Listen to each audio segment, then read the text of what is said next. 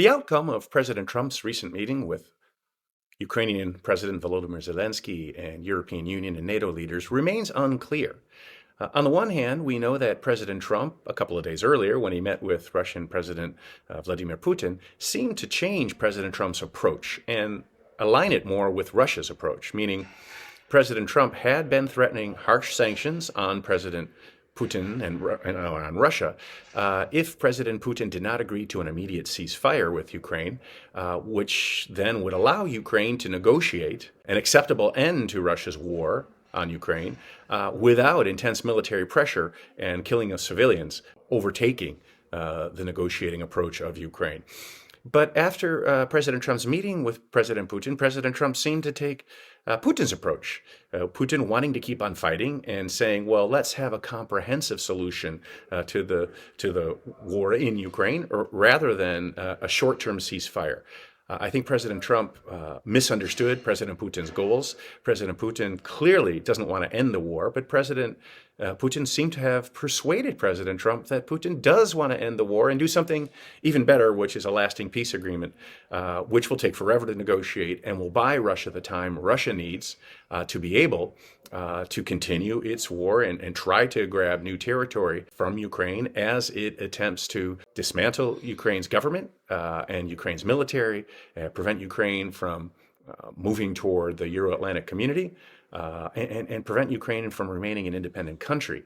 The European leaders who met with President Trump earlier this week understand what I just said, and they very much want to give Ukraine whatever support they can to stop President Putin's continuing war against Ukraine and to preserve Ukraine as an independent country that can defend itself.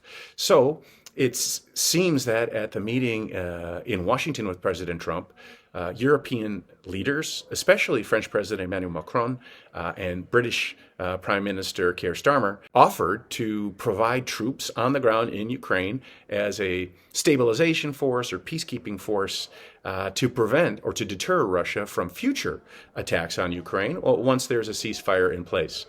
And they apparently had said, well, this sort of a European force would require U.S. backing or support, or maybe troops on the ground. Initially, President Trump seemed to suggest all of that was possible, but then subsequently has said, no, there won't be any U.S. troops on the ground, and U.S. support would be something akin to Article 5 of the North Atlantic Treaty, which says that an attack on one NATO member state is an attack on all. But without Ukraine joining NATO. So that is a very vague formulation. I think nobody really knows what that means. Just yesterday, Russian Foreign Minister Sergei Lavrov said that Russia could never agree to any sort of European force on the ground in Ukraine. So it's unclear what the impact is, or even what was agreed in President Trump's recent meetings, both with Vladimir Putin and with European allies and with Volodymyr Zelensky, president of Ukraine. We don't know. So we don't know what the impact will be on Ukraine's future or on the South Caucasus. But what's clear is that European leaders are worried that President Trump may have been manipulated by President Putin, and the European Union seems to be preparing potential sanctions against Russia, echoing what President Trump used to say in threatening sanctions against Russia.